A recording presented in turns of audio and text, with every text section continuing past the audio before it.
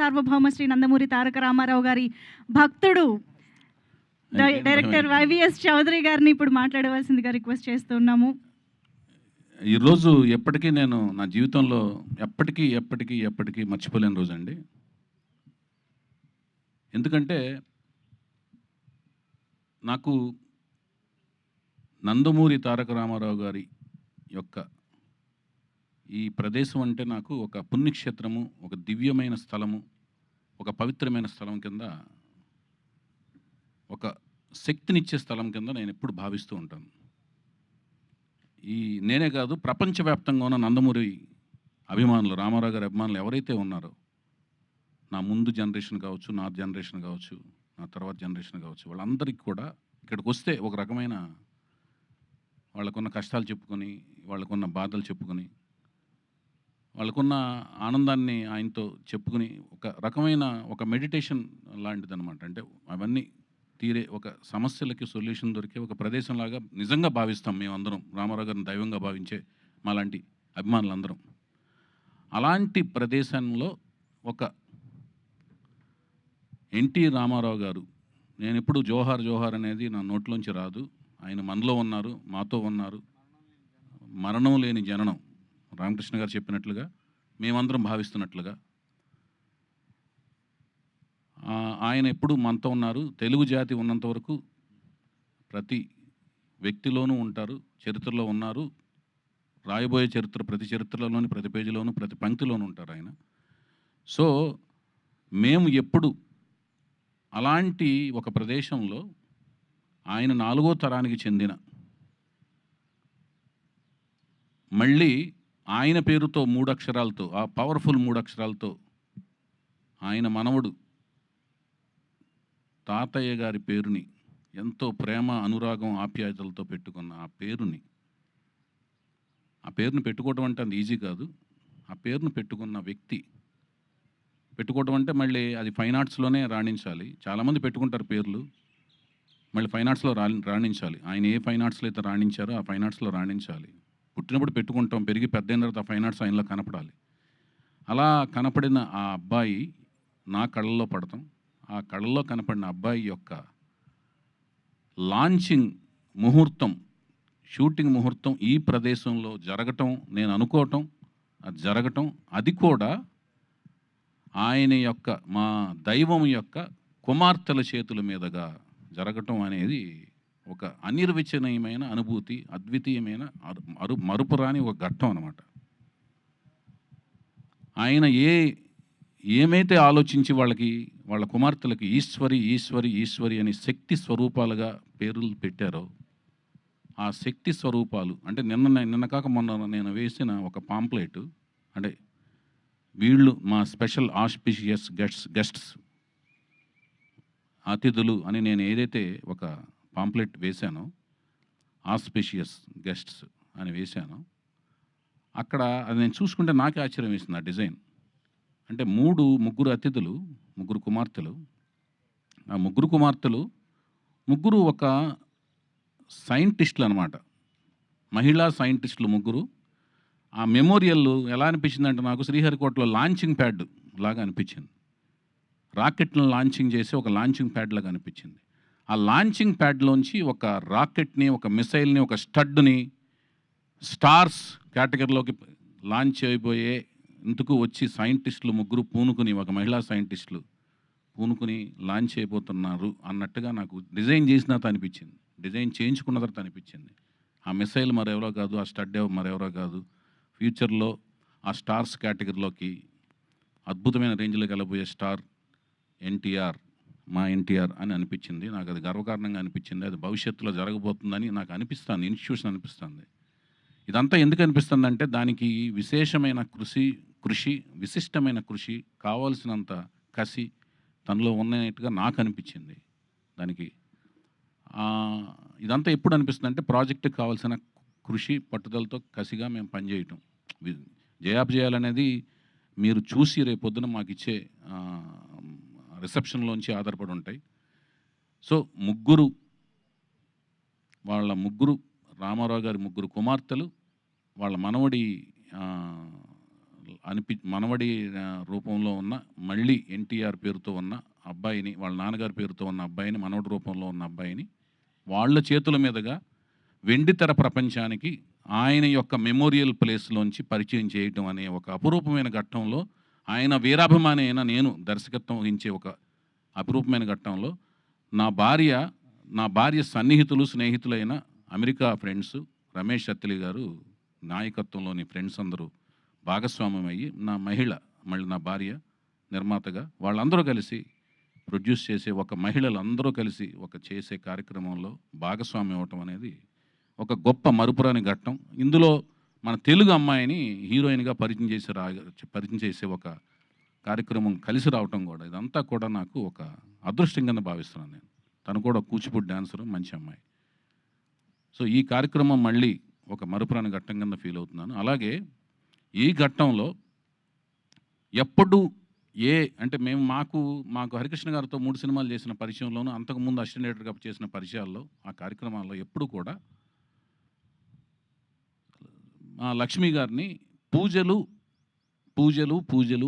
ఆవిడని ఎప్పుడు పూజలు చేస్తూ చూసాం, పూజల గురించి విన్నాం, పూజల గురించి మాట్లాడుతుండగా విన్నాం.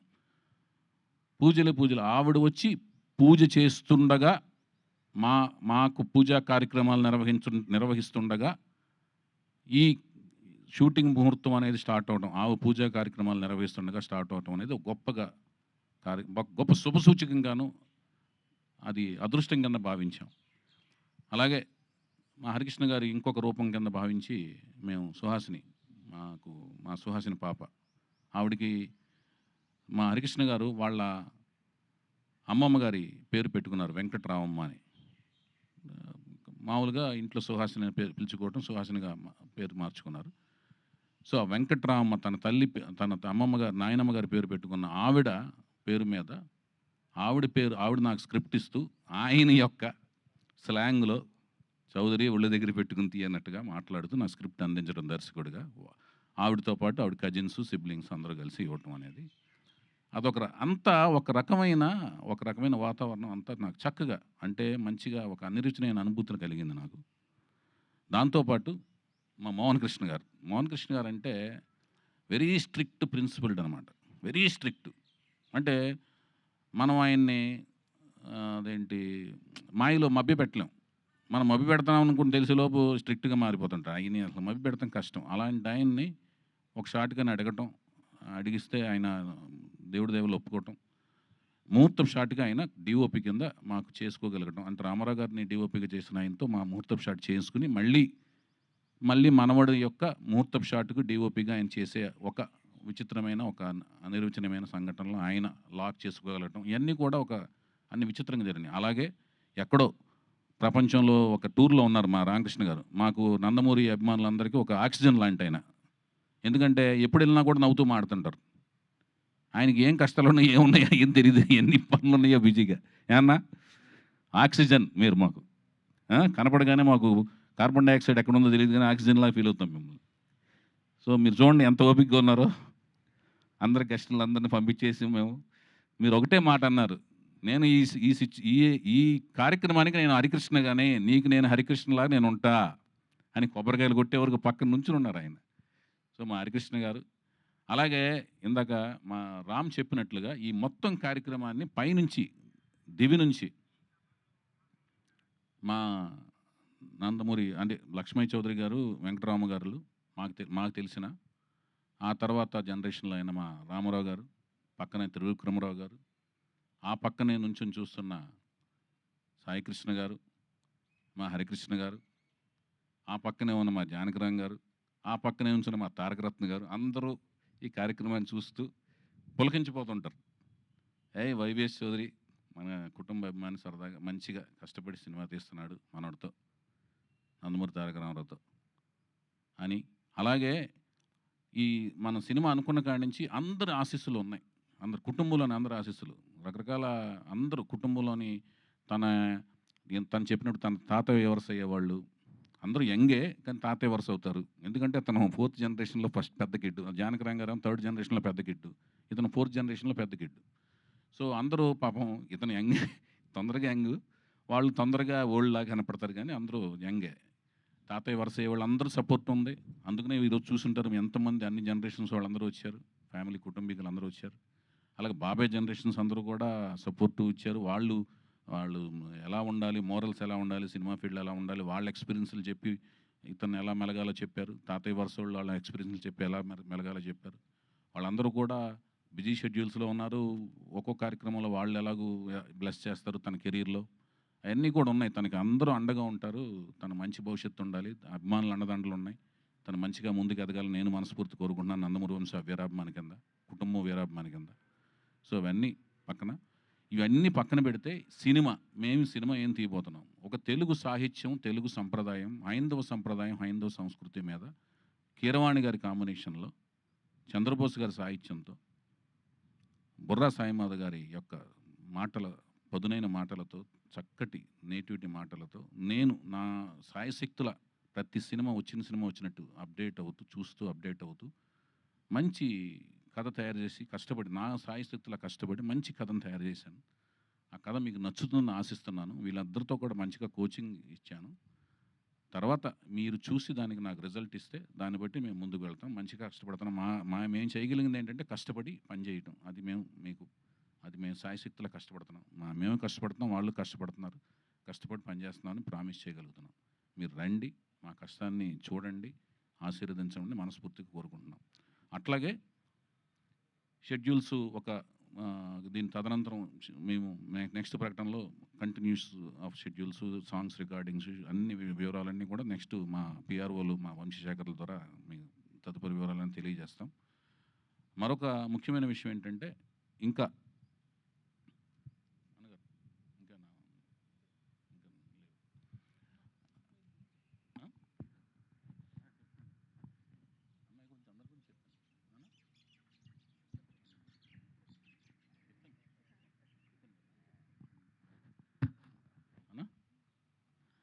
అది ఈ అందరూ రావటం అనేది ఇంకా అంత అలాగే అతి ముఖ్యమైన విషయం ఏంటంటే అలాగే మా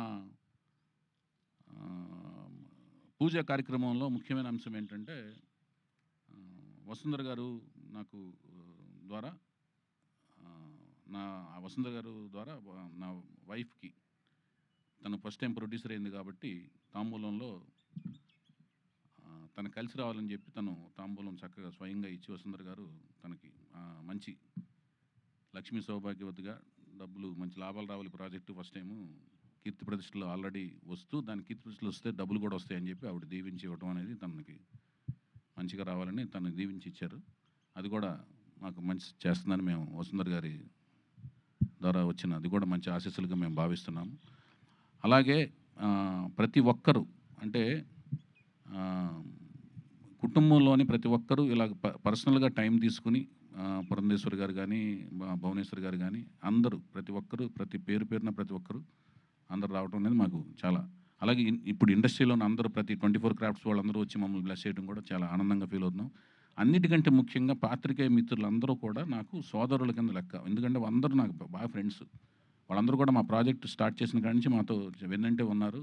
నన్ను సోదరులా భావిస్తూ నన్ను మా సినిమా ప్రకటనలన్నింటినీ కూడా చక్కగా ముందుకు తీసుకెళ్తున్నారు. వాళ్ళందరికీ ధన్యవాదాలు తెలియజేసుకుంటూ మీరు మాకు సహకరించండి అని మరొకసారి విన్నవించుకుంటూ thank you so much. Thank you sir. Thank you so much. ఇంతటి